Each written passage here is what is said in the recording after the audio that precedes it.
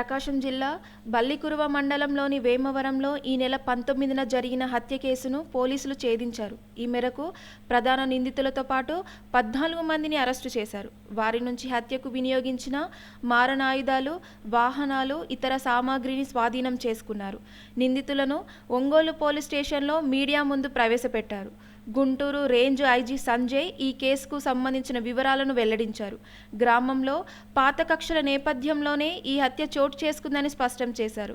వేమవరంలో quarry అనుమతులు, దేవాలయాల నిర్వహణ, ప్రధాన కూడలిలో వేగ నిరోధకాల ఏర్పాటు విషయంలో నిందితుడు మాలెంపాటి వెంకటేశ్వర్లు, మృతుడు రామకోటేశ్వరరావు వర్గాల మధ్య వివాదం నెలకొందని, అవి తారాస్థాయికి చేరడంతో హత్యకు ప్రణాళిక రూపొందించి దాడి చేశారని వివరించారు. ఈ దాడిలో ప్రత్యక్షంగా 17 మంది పాల్గొన్నట్లు ప్రాథమికంగా గుర్తించి కేసు నమోదు చేసినట్టు చెప్పారు.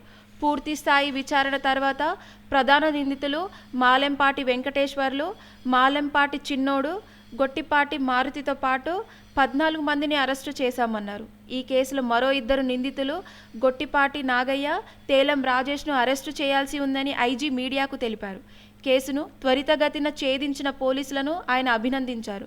వీరి మధ్య నెలకొన్న కక్షలను ముందస్తుగా గుర్తించడంలో స్థానిక పోలీసులతో పాటు నిఘా వర్గాలు కూడా విఫలం కావడంతోనే హత్య చోటు చేసుకుందని ఐజీ పేర్కొన్నారు.